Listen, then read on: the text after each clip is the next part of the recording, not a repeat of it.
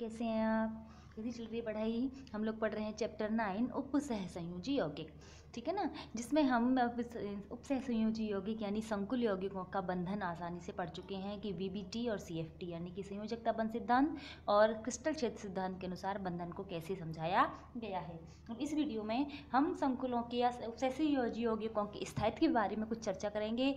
साथ ही हम कुछ इंपॉर्टेंट क्वेश्चन पर भी चर्चा करेंगे कि सीएफटी और वीबीटी से संबंधित जो क्वेश्चन आते हैं उनको हम कैसे सॉल्व कर सकते हैं, ठीक है ना। तो सबसे पहले अपन बात करते हैं संकुल यौगिकों का स्थायित्व, ठीक है ना। जो भी संकुल यानी कि कॉम्प्लेक्स यौगिक होते हैं, उपसहसंयोजी यौगिक होते हैं, हम जानते हैं कि उनमें से एंटिटी तो कभी जल अपघटित होती ही नहीं है। लेकिन जल अपघटित मान लीजिए हम कहें कि अगर जल अपघटित होगी तो जो भी लिगैंड हैं वो बाहर निकल जाएंगे और धातु परमाणु अलग हो जाएंगे। या हम कहें कि अगर हमें इन धातु आयनों और लिगेंडों से वापस इस लिगेंड संकुल यौगिक को बनाना है तो हम लिखेंगे इस तरीके से, ठीक है ना।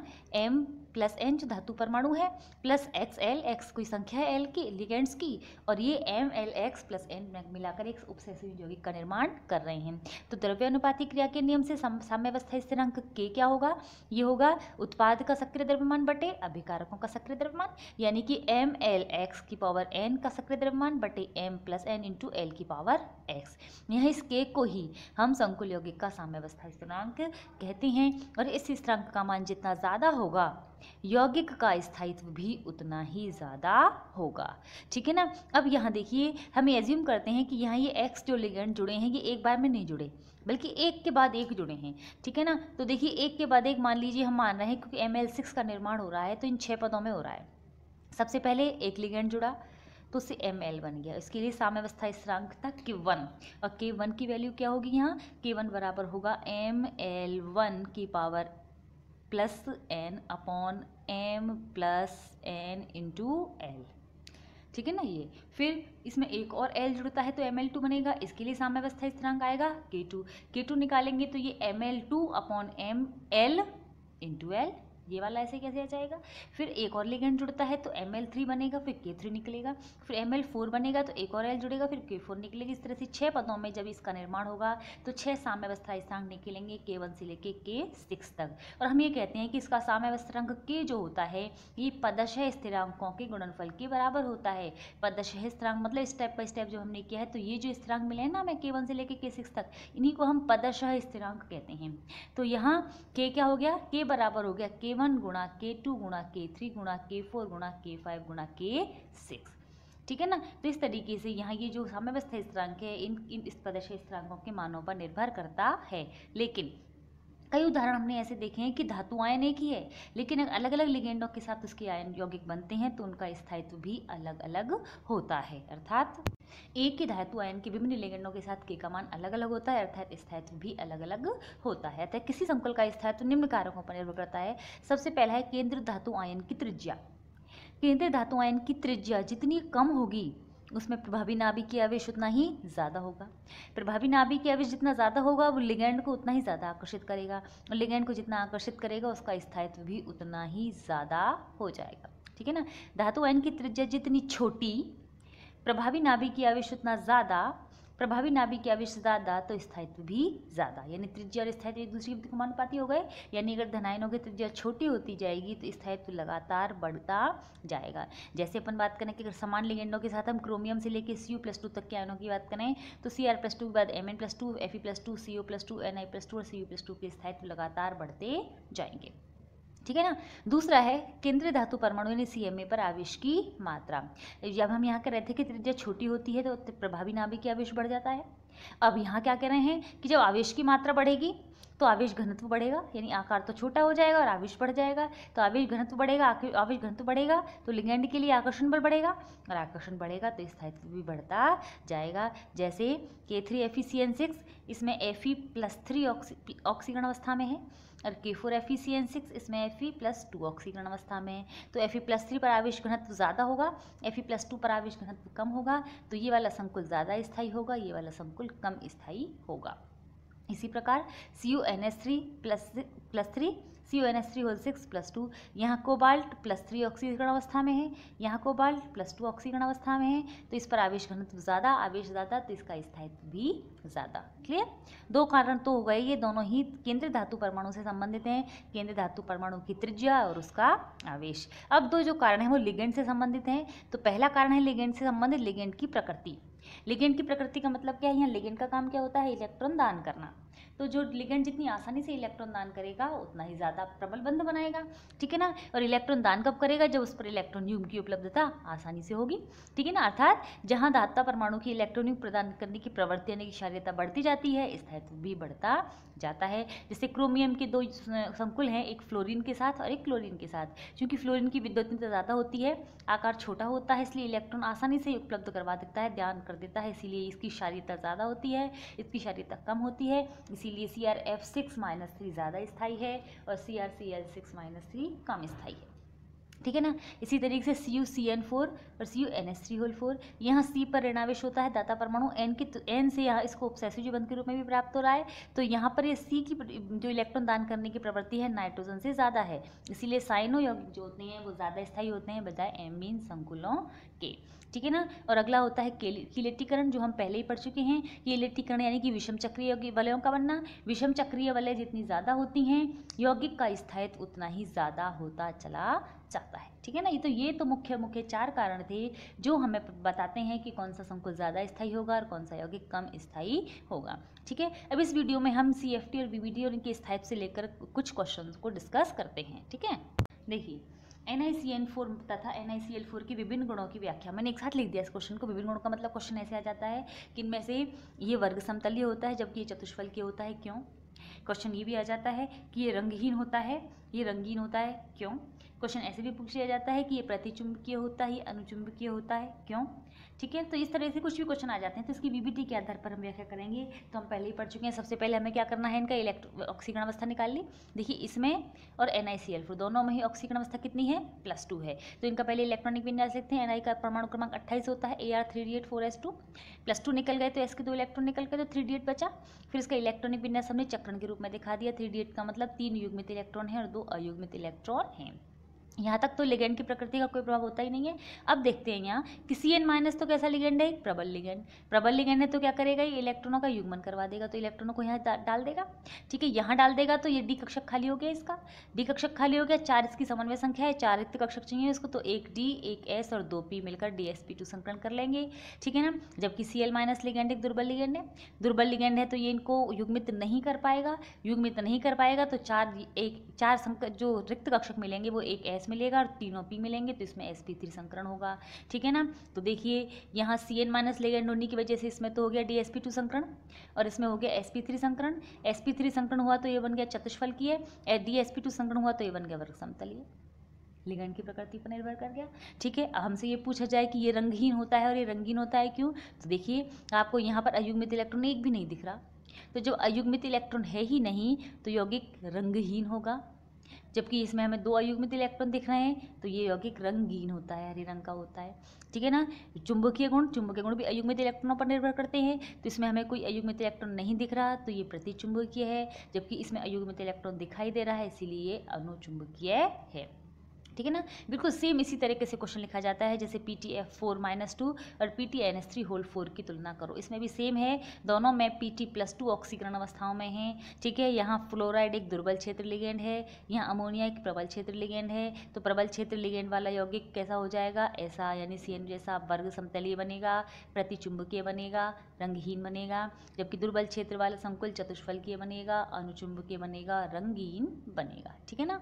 देखिए संख्या 6 वाले जो संकुल होते हैं उनकी व्याख्या हम BBT के आधार पर भी कर सकते हैं और CFT के आधार पर भी कर सकते हैं, जबकि समन्वय संख्या 4 वाले जो यौगिक हैं उनकी व्याख्या हम केवल BBT के आधार पर ही करते हैं, ठीक है। अब हमको बिल्कुल इसी तरह का क्वेश्चन पूछ लिया गया कि CuF6-3 और CuNH3+3 दोनों के चुंबकीय गुणों की व्याख्या करो, या दोनों के रंगीन होने की व्याख्या करो। ये इनमें से यह एक उच्च चक्रण संकुल है जबकि एक निम्न चक्रण संकुल है, क्यों। इस तरह की व्याख्या पूछी जाए तो हम इनकी व्याख्या दोनों तरीके से करेंगे। देखिए CFT के अकॉर्डिंग थोड़ा छोटे में हो जाता है, VBT के थोड़ा लॉन्ग क्वेश्चन बनता है। सबसे पहले तो इनकी ऑक्सीजन अवस्थाएं निकाली हमने, दोनों में ही CO की ऑक्सीजन अवस्था कितनी आ रही है 3, यानी दोनों में इलेक्ट्रॉनिक विन्यास सेम है, ठीक है ना। तो पहले हम VBT के आधार पर इसकी व्याख्या करते हैं।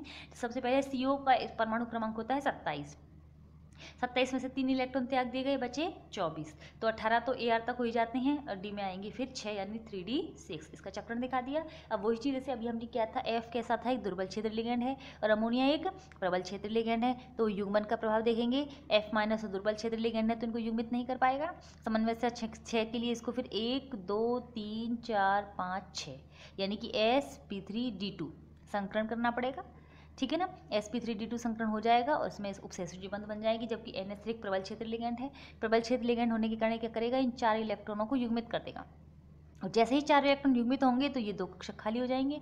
तो 1 2 3 4 5 6 यानी कि D2sp3 संकरण हो जाएगा, ठीक है। लिगेंड की प्रकृति पर निर्भर आ गया, ठीक है। अब लिगेंड की प्रकृति देखते ही अब ये जो अपने पास इलेक्ट्रॉन सामने आ जाते हैं तो उनके आधार पर इनकी व्याख्या कर देते हैं। देखिए संकरण sp3d2 हो या D2sp3 हो, ज्यामिति पर कोई प्रभाव नहीं पड़ता, दोनों की ज्यामिति अष्टफल की होगी। लेकिन तो यहाँ हमें 4 अयुग्मित इलेक्ट्रॉन दिखाई दे रहे हैं, तो ये अनुचुंबकीय भी होगा, रंगीन भी होगा।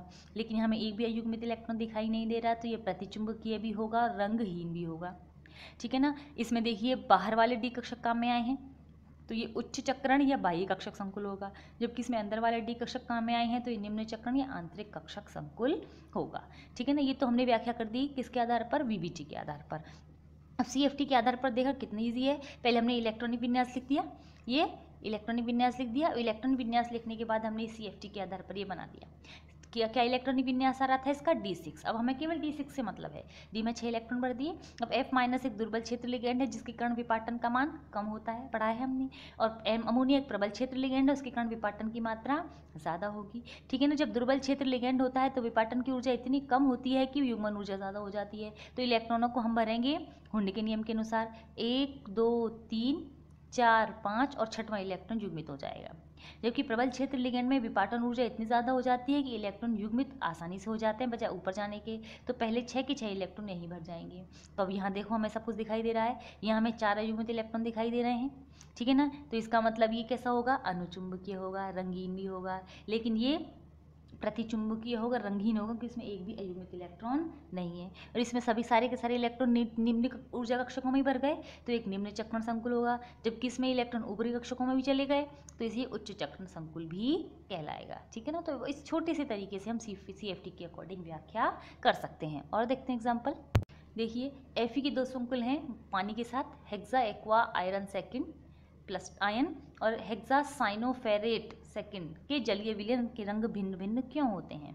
सेम तरीके के क्वेश्चन है, इसमें रंग पूछ लिया या चुंबकीय गुण पूछ लिए जाएं या इनका चक्रण पूछ लिया जाए, एक ही तरीके से आंसर होगा। तो सबसे पहले तो इनमें इनकी ऑक्सीकरण अवस्था निकालेंगे, वो +2 है।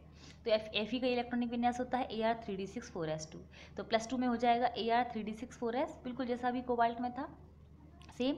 Fe+2 का इलेक्ट्रॉनिक विन्यास 3d6 आ गया। अब पहले VBD के अकॉर्डिंग मन करते हैं, तो एक में H2O लिगेंड है, एक में CN लिगेंड है। H2 एक दुर्बल क्षेत्र लिगेंड है तो इलेक्ट्रॉनों का युग्मन नहीं कर पाएगा, तो 1 2 3 4 5 6 sp3d2 संकरण कर लेगा। sp3d2 संकरण करेगा तो बाह्य कक्षक या उच्च चक्रण संकुल बन गया, जबकि CN- एक प्रबल क्षेत्र लिगेंड है तो वो इलेक्ट्रॉनों का युग्मन कर देगा। युग्मन करेगा तो 2 कक्षक खाली हो जाएंगे, तो 2 कक्षक खाली हो जाएंगे तो D2sp3 संकरण होगा। अंदर वाले D कक्षक काम में आ रहे हैं तो ये निम्न कक्षक या आंतरिक कक्षक संकुल बन जाएगा, ठीक है ना। अब यहाँ हमें कोई अयुग्मित इलेक्ट्रॉन दिखाई नहीं दे रहा, अयुग्मित इलेक्ट्रॉन दिखाई नहीं दे रहा, तो ये Fe का CN के साथ जो लिगेंड बनेगा वो रंगहीन बनेगा, ठीक है ना, और प्रतिचुंबकीय भी बनेगा, ठीक है ना। जबकि अब जो वाटर जल के साथ जो संकुल बन रहा है उसमें 4 अयुग्मित इलेक्ट्रॉन दिखाई दे रहे हैं हमें, और 4 अयुग्मित इलेक्ट्रॉनों के कारण ये रंगीन भी होगा और अनुचुंबकीय प्रकृति भी होगी। जबकि CFT के आधार पर दिखाएं तो देखिए छोटा सा तरीका, 3d6 लिखा, फिर यहाँ ये विपाटन ऊर्जा दिखा दी हमने, ये विपाटन ऊर्जा डेल्टा O और ये विपाटन ऊर्जा delta O dash, delta O is smaller than delta O dash. O ये है दुर्बल क्षेत्र में और ये है प्रबल क्षेत्र में, ठीक है ना। तो यहाँ H2O के एक दुर्बल क्षेत्र लिगेंड है, विपाटन ऊर्जा बहुत कम, Cn- एक प्रबल क्षेत्र लिगेंड है, विपाटन ऊर्जा बहुत ज़्यादा। तो दुर्बल क्षेत्र में जब इलेक्ट्रॉन भरे जाएंगे तो पहले 1 2 3 फिर 4 5 और छठवां वापस नीचे आएगा, जबकि प्रबल क्षेत्र में ऊर्जा इतनी ज़्यादा है कि 6 के 6 इलेक्ट्रॉन नीचे ही युग्मित हो जाएंगे। तो यहाँ कोई भी अयुग्मित इलेक्ट्रॉन नहीं है, ठीक है ना। सारे के इलेक्ट्रॉन नीचे भर गए हैं, तो Cn के क्षेत्र में कैसा चक्र बनेगा, संकुल बनेगा, निम्न चक्रण। सभी यौगिक लगभग रंगहीन होंगे ये वाले, ठीक है, और प्रतिचुंबकीय होंगे, जबकि H2 के क्षेत्र में उच्च चक्रण संकुल बनेंगे, रंगीन भी होगा क्योंकि अयुग्मित इलेक्ट्रॉन है, और अनुचुंबकीय भी होगा, ठीक है ना। और देखिए क्वेश्चन, निम्न में से कौन सा संकुल सर्वाधिक स्थायी होगा, ठीक है ना। 3 दिए हैं हमें। Fe का ऑक्जिलेट के साथ संकुल है, अमोनिया के साथ संकुल है, इसमें एक इथाइलिन डायमीन है 2 और 2 हैं हमें H2O2, ठीक है ना। अब ये देखिए, इसमें ऑक्जिलेट द्विदंतुक लिगेंड है, इसमें सभी एक दंतुक लिगेंड हैं, इसमें 2 द्विदंतुक लिगेंड हैं और 2 एक दंतुक लिगेंड हैं, ठीक है ना। और हमने स्थायित्व की व्याख्या में हमने कीलेट लिगेंड का उपस्थित होना देखा था कि कीलेट लिगेंड उपस्थित होता है तो स्थायित्व बढ़ जाता है। इसमें 3 कीलेट लिगेंड है तो 3 वलय बनेंगी, इसमें कोई वलय बनेगी ही नहीं क्योंकि सभी एक दंतुक लिगेंड है। इसमें 2 द्विदंतुक लिगेंड है तो 2 कीलेट बनेंगी। तो जिसमें कीलेट वलय ज़्यादा होती हैं वो ज़्यादा स्थायी होता है, तो सबसे ज़्यादा स्थायी होगा ऑक्जिलेट का यौगिक, उससे कम इथाइलिन डाइएमिन का क्योंकि इसमें 2 कीलेट वलय होंगी, और सबसे कम स्थायी होगा अमोनिया का लिगेंड, अमोनिया का यौगिक, क्योंकि इसमें कोई भी कीलेट वलय नहीं होगी, ठीक है ना। और देखते हैं क्वेश्चन, CrI6 तथा CrF6 में से कौन सा संकुल अधिक स्थायी होगा, ठीक है ना। तो स्थायित्व की व्याख्या करें हम, दोनों धातु परमाणु समान, दोनों की ऑक्सीजन अवस्था समान, ठीक है ना, दोनों में एक दंतुक लिगेंड है, दोनों ही दुर्बल लिगेंड है, लेकिन यह फ्लोरीन की जो विद्युतनीयता होती है वो आयोडीन से ज़्यादा होती है। विद्युतनीयता ज़्यादा होती है तो इलेक्ट्रॉन युग्म प्रदान करने की क्षमता भी ज़्यादा होती है, और जब इलेक्ट्रॉन युग्म प्रदान करने की क्षमता ज़्यादा होगी तो बंध प्रबल बनेगा, तो स्थायित्व ज़्यादा होगा किसका, फ्लोराइड का। तो CrF6-3 ज़्यादा स्थायी होगा CrI6-3 से, ठीक है। अभी अगला क्वेश्चन देखते हैं, कौन सा संकुल सफ़ेद या रंगहीन होगा। देखिए, CrH2O6+2, FeH2O6+2, ZnH2O6+2, तीनों में ही लिगेंड समान है, तीनों की ऑक्सीजन अवस्था समान है। तो रंगीन या रंग होने के लिए हमें देखना होता है उनमें अयुग्मित इलेक्ट्रॉनों की संख्या, ठीक है ना। तो पहले इनका इलेक्ट्रॉनिक विन्यास लिखते हैं हम। Cr का परमाणु क्रमांक होता है 24, इसका इलेक्ट्रॉनिक विन्यास होता है Ar3d5 इसका होता है 26 और इसका होता है 30, ठीक है ना। इनके इलेक्ट्रॉनिक विन्यास लिख दिए, फिर तीनों ही +2 ऑक्सीजन अवस्था में है तो 2 इलेक्ट्रॉनों को निकाल दिया हमने, ये 4 बचा है, ठीक है ना, 3d4, 3d6 और 3d10, ठीक है। तो अब यहाँ देखिए, यहाँ 4 अयुग्मित इलेक्ट्रॉन दिखाई दे रहे हैं हमें, यहाँ पर भी 6 है तो 4 इलेक्ट्रॉन युग्म दिखाई दे रहे हैं अयुग्मित इलेक्ट्रॉन, यहाँ सारे के सारे युग्मित हैं।